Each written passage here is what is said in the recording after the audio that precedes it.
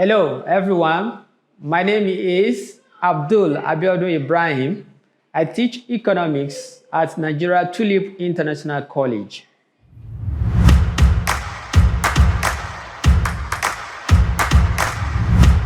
Today, we are going to attempt questions in UTME, known as JAMB, for the year 2016. Question 1. A country embarks on deficit financing in order to, these are several options. So deficit financing means that spending more on what? On investments.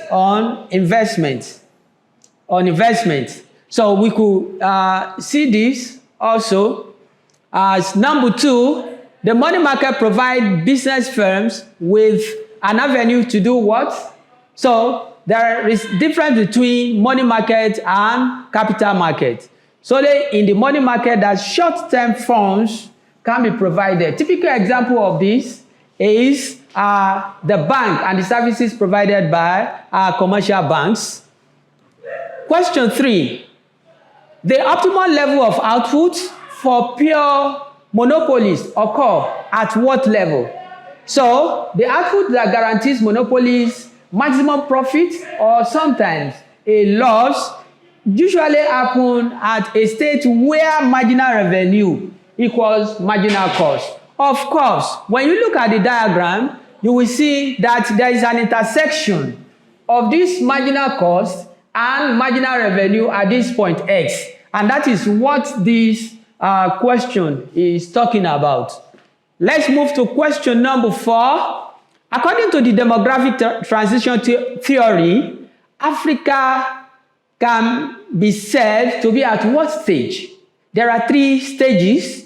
One of the stages is a pre-industrialization stage where both birth rate and death rates were very high.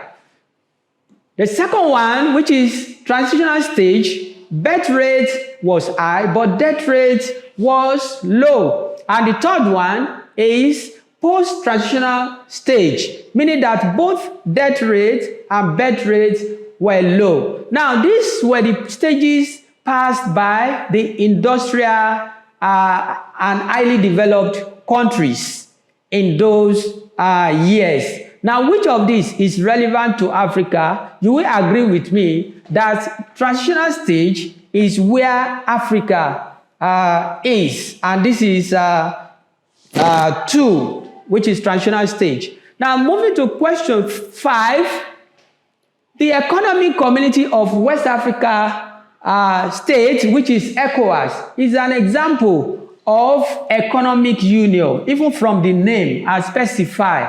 So countries in West Africa come together to see how they can do cross-border trade and assist themselves in trade relations. Question number 6. Given the numbers, a set of data, find the mode in this set of distribution. The first thing to do is to do what? To arrange your numbers like this from lowest to the highest. Then you are going to vividly see which of the numbers that appear mostly. And when you look at this, you will see that 32 appear twice. Our answer is 32 here. Now let's move to question 7. The major determinant of income elasticity of demand is the level of consumers' income. What determines how much you are going to buy is not only the price, but the amount of income that an individual has. So determine the purchases he made and the adjustment he made to purchases when such income increases or decreases. Let's move to question number 8.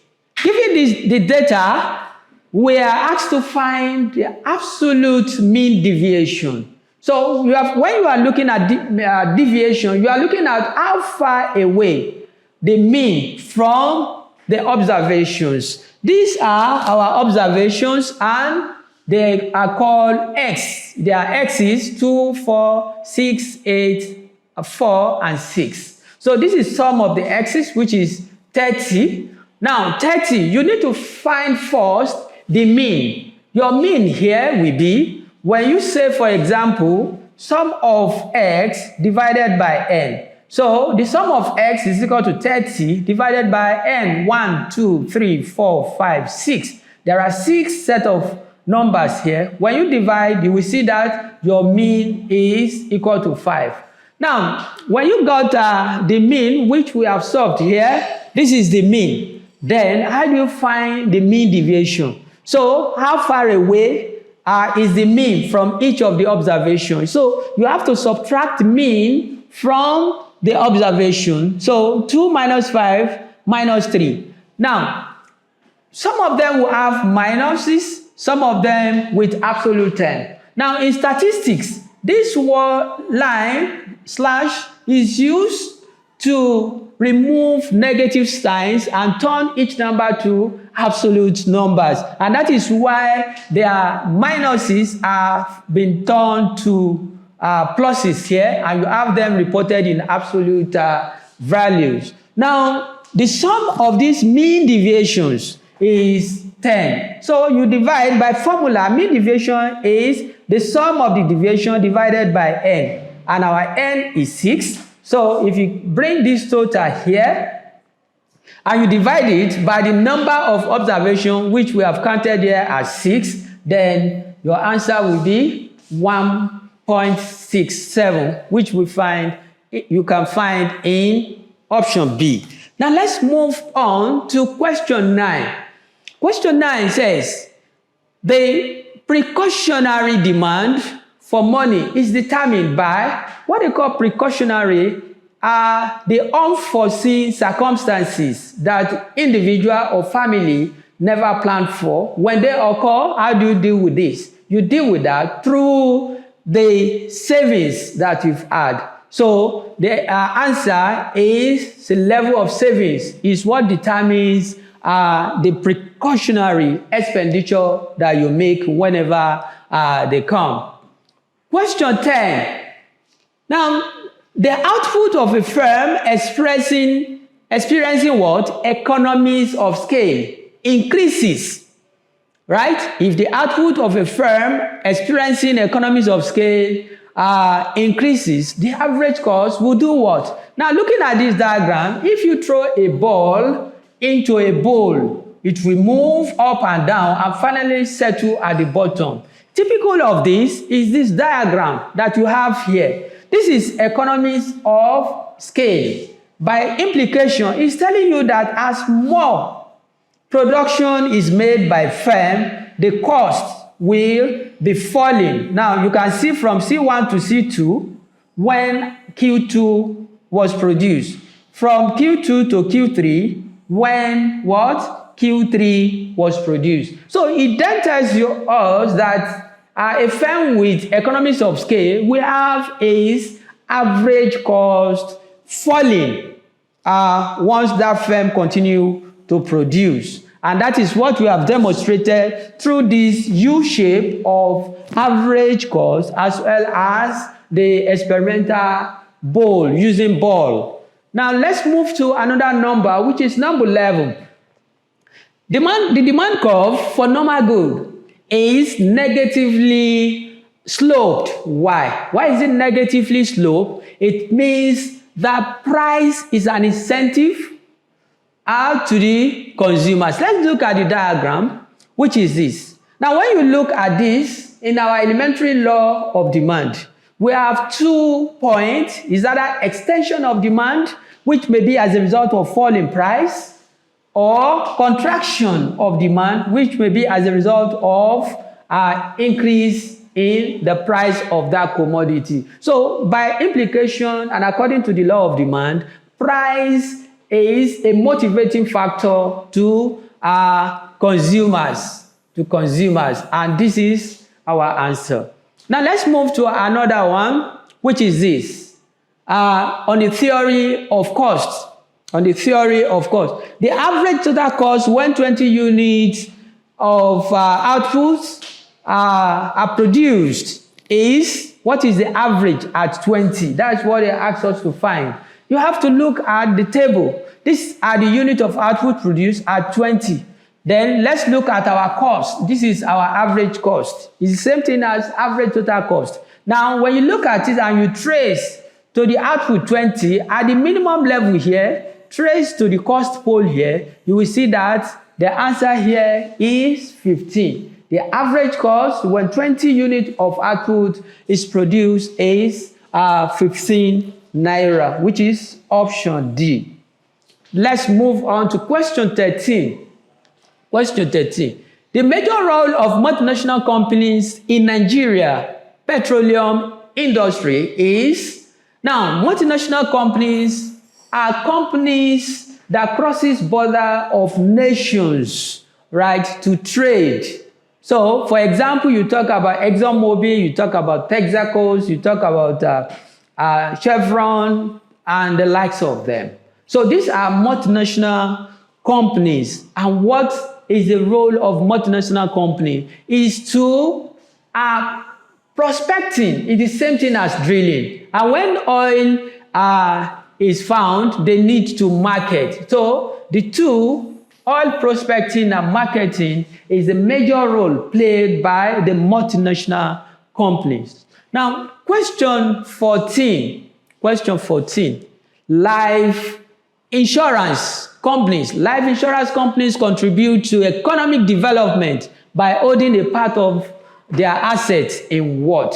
Because people contribute and they pay premium on life assurances or life assurance policies. Such money can be reinvested, right? So that they will be able to pay claim when they happen. Where do they invest the money? They have to invest the money in long-term financial instruments. Long-term financial instruments. It can be buying of shares, bond, investing in building what we call real estate, so that the money will multiply and they'll be able to pay claim when the claim arises. Let's move to question 15.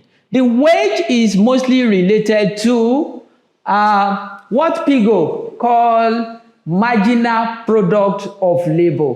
There should be equality between the wage rate paid to labor being determined by the market here and the efforts, marginal efforts contributed by the labor to the output. So there is equality of the wage rate here to the marginal product of labor, according to Pigo, and that is when the market satisfies in terms of the wage rate. So option A is the best here and perhaps is the answer. Moving to question 16 now. The choice of how to produce in a command economy is determined by, now command economy is the same thing as socialist economy, where means of production and distribution are being handled by government. So government provides for every citizenry as a means of guaranteeing their maximum welfare. So the answer here is option B. Question 17. Question 17. The coefficient of price elasticity of supply is percentage is very key. When you are looking for this, you will see here there is no they have quantity supply here. Here you have supply. But the best answer is percentage change in quantity supplies divided by the percentage change in price. So you cannot even think about this because they are talking about income. They are talking about income. And in this place, it's talking about another dimension, which is not changing quantity. So the option here, B, is correct. Let's move to question 18.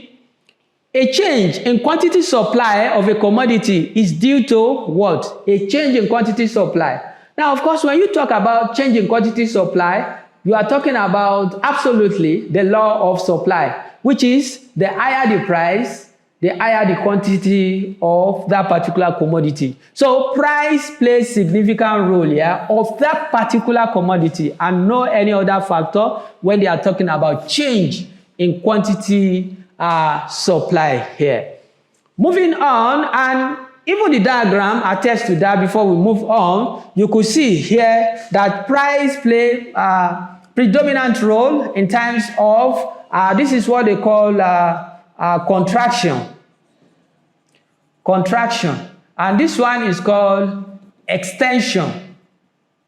So either extension or contraction are effects that is manifested along the same supply curve, which might be as a result of one decrease in price or an increase in the price of that particular commodity. So option A is correct.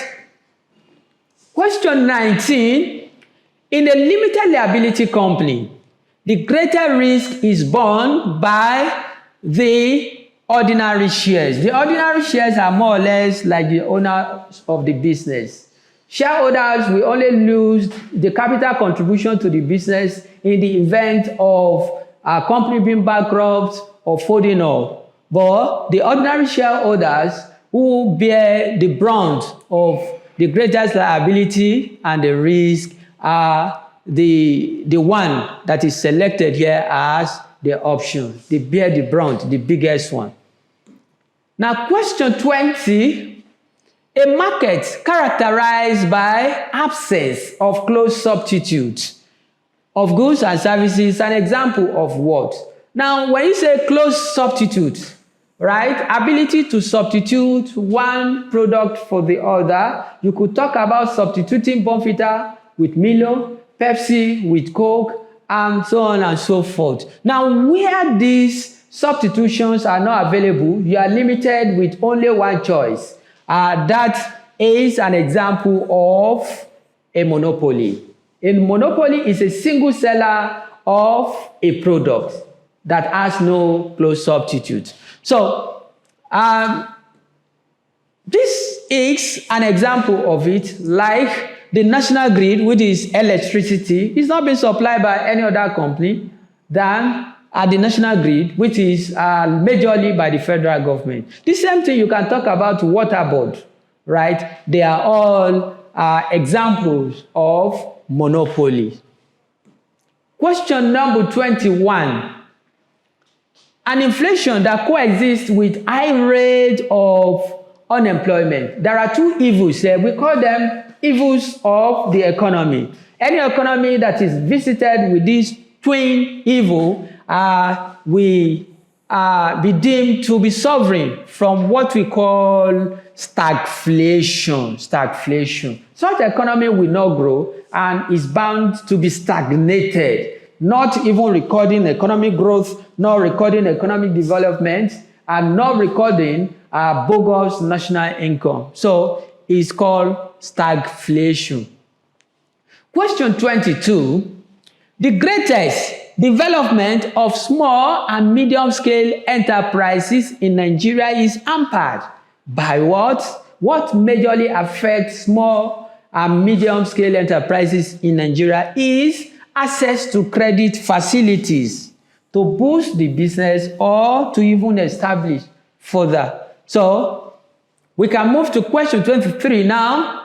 A major determinant of demand. Several questions of demand have been seen in this. That's how JAMB arranged them. A major determinant of demand is what? A major determinant. A major determinant could be population size, because population size is synonymous to market size. The larger the population, the bigger the market for product or firm. So this is a major determinant of demand. Moving on to 24, question 24 now. Which of the following can be used to measure the gross national product? Gross national product means the monetary value of goods and services produced in an economy. So we are talking about what is produced by manufacturing sector, agricultural sector, tourism, aviation, and the likes of them. So it is measured by using the composition of consumption expenditure plus investment expenditure plus government expenditure plus the expenditure of the exports minus the expenditure of the imports. So by the time you subtract, the balance will be added to these three components and you have the gross national income. And lastly,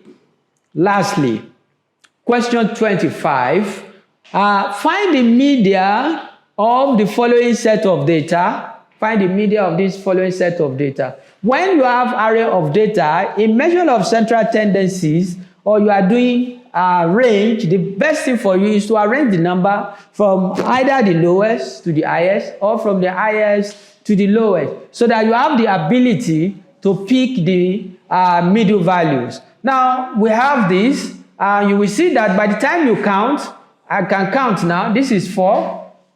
I can count now, this is 4. So the middle value here is 22, meaning that our answer here is B, which is 22. And this marks the end of part 1 of the economies solution to the UTME JAMB 2016. So see you next time and thank you.